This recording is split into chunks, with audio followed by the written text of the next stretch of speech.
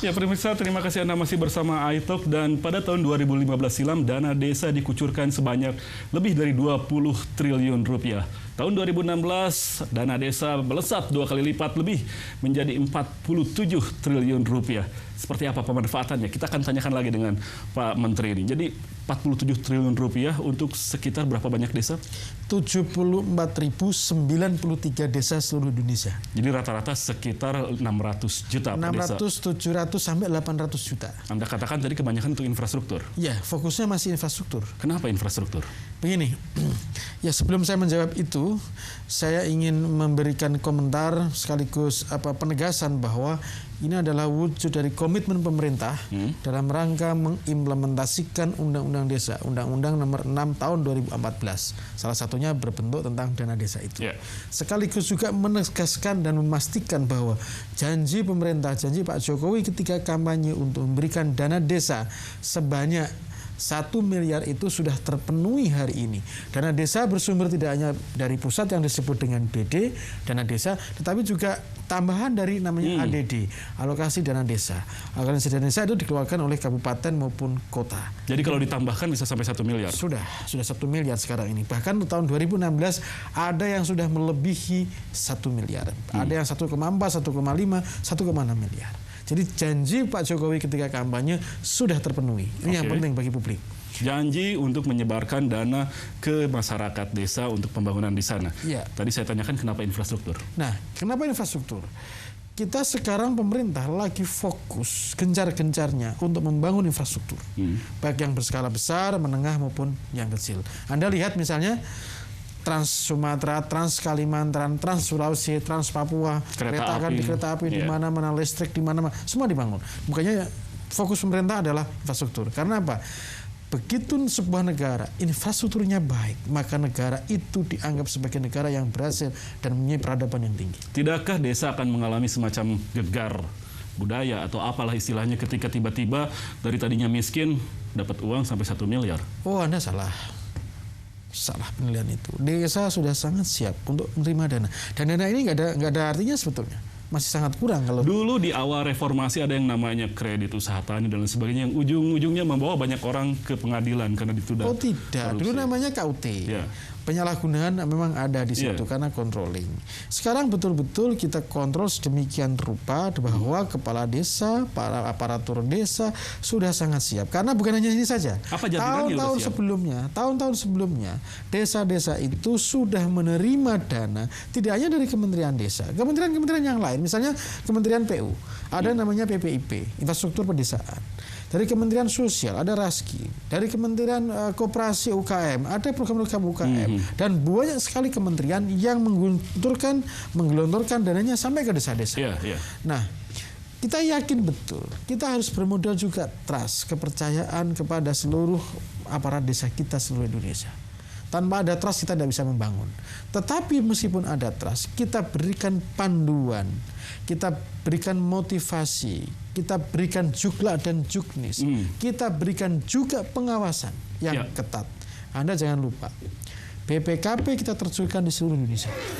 Cukup personel BPKP untuk mengawasi 70.000 desa itu? Sebentar, tidak hanya BPKP, BPK. Oke? Polisi sampai ke desa-desa punya dia. Kalau tentara namanya Babinsa. Ya. Polisi ada sampai ke desa-desa. Babinmas ya? Ya.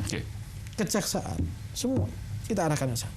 Bahkan tadi siang saya di Bogor itu, Kajari Bogor melakukan bintek sendiri, melakukan pelatihan sendiri bagi para kepala desa kejaksaan.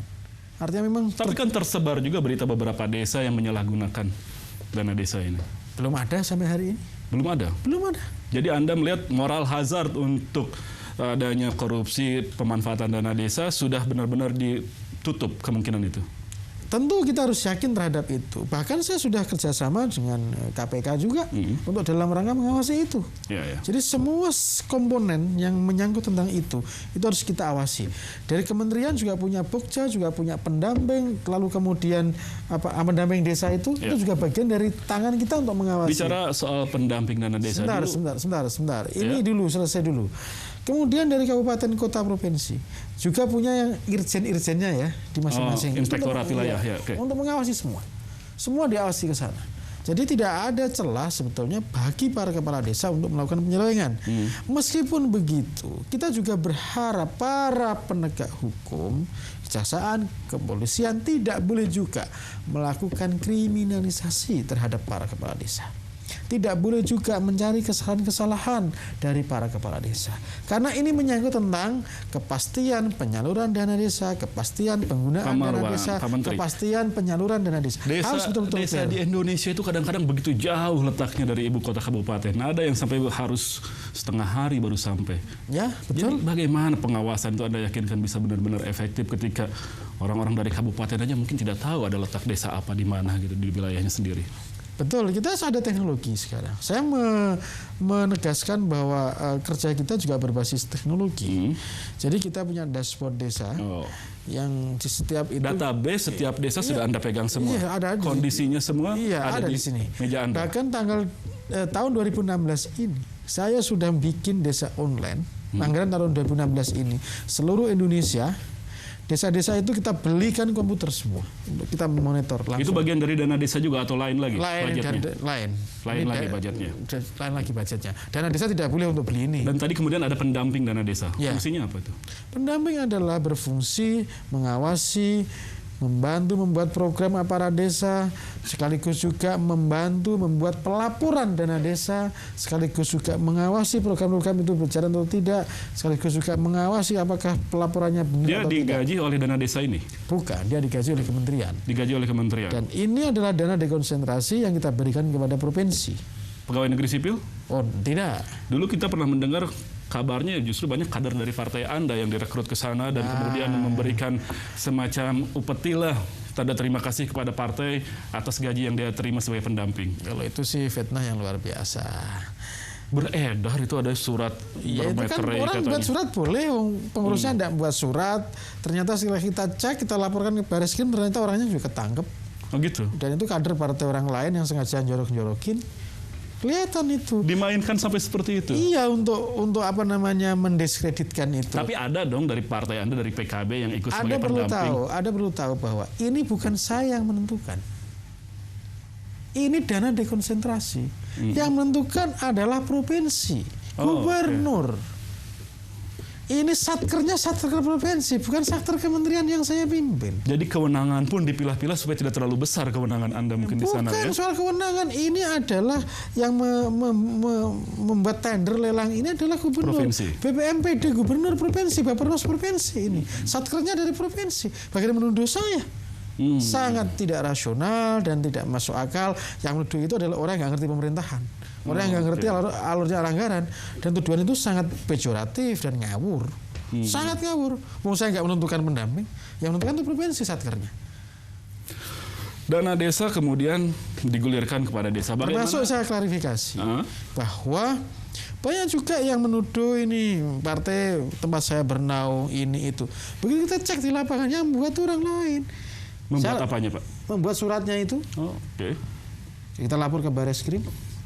Bareskrim tolong diselidiki sampai tuntas. Jadi ketika beredar itu Anda bertindak untuk melaporkan itu? Kalau itu partai saya pecat itu malah. Apa namanya pengurusnya. Tapi kita lapor Bareskrim. Setelah diselidiki ketahuan dia disuruh orang lain. Partai lain yang menyuruh dia. Ada kepentingan lain yang menyuruh dia. Partainya masuk koalisi KIH nggak? Itu yang mendiskreditkan apa namanya kami di sini. Jadi sejauh itulah. Jadi ada kecurigaan, rasa iri. Partai lainnya masuk koalisi KIH nggak? Nggak perlu dijawab. Jadi apa namanya? Karena kan orang melihat wah ini uangnya sedemikian besar. Sayang sekali kalau kita nggak ikut nyicip-nyicip. Betul kurang lebih. Tapi dia salah. Padahal dana itu dana dekonsentrasi, bukan dana dari pusat. Dana dari pusat, tapi yang mengelola adalah provinsi. Ketika kemudian dana desa disalurkan sebagai infrastruktur, kontraktor-kontraktor kemudian bekerja di sana. Kabarnya juga terkait dengan partai Anda juga yang dapat banyak. Dia ada itu sangat senang saya pertanyaan itu. Pertanyaan itu ada sekaligus sebagai klarifikasi bahwa kita sudah membuat aturan dan Presiden sendiri menekankan berkali-kali di semua kesempatan bahwa dana ini bersifat padat karya. Tidak ada tender, tidak boleh di pihak ketiga kan. Ya, Tidak boleh padat karya artinya kan pekerjanya dari lingkungan sekitar. bekerjanya dari masyarakat di tempat itu. Tidak boleh dari, bahkan tidak boleh dari desa lain. Harus dari desa itu. Tapi kan pemasok pasir dan batu bisa saja. Loh, pemasok pasir dan batu dari desa itu sangat transparan. Itu semua orang bisa melihat kok. Bagaimana orang bisa menggiring-giring soal itu sangat tidak masuk akal, dan pertanyaan itu adalah pertanyaan yang sangat sinis, dan itu tidak boleh Anda ulangi lagi pertanyaan itu. Tidak boleh sebagai wartawan memberikan pertanyaan yang sangat sinis. Anda saya ingatkan terhadap itu. Tapi kan harus kita klarifikasi daripada menjadi fitnah. Loh, iya sudah saya klarifikasi bahwa itu tidak betul. Artinya partai sama sekali tidak mengambil keuntungan finansial dari apa boro-boro finansial dari mana itu? Oh, itu dana dari pusat langsung ditransfer. Bagaimana menjamin dana itu bergulir terus di desa, tidak kemudian lari ke kota, lalu kemudian desa ya hanya disisakan dengan proyek-proyek yang seperti itu tadi? Loh, dana itu kita wajibkan bersifat padat karya dengan harapan bahwa dana itu memang tidak lari ke kota, bergulir di desa itu. Maka pertumbuhan desa ekonomi desa akan meningkat. Dan kalau pertumbuhan desa meningkat, itu akan membantu pertumbuhan ekonomi nasional kita.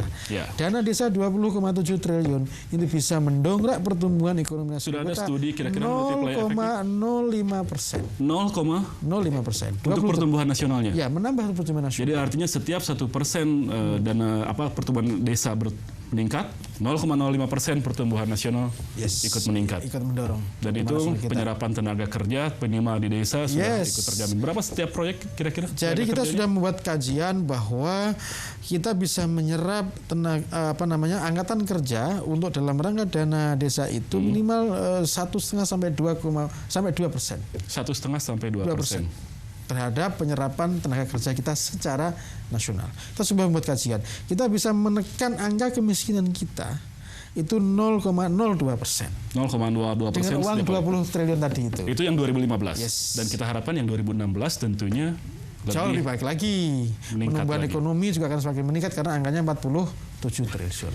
Oke, tapi sebenarnya kita belum tahu persis sebetulnya apa sekarang sosok desa-desa di negeri kita setelah dekade kedua abad 2021 ini. Kita akan bahas terus, Pak Menteri dan pemirsa. Kami akan kembali dalam iTalk bersama Menteri Desa Marwan Jafar usai jeda berikut. Tetaplah bersama kami.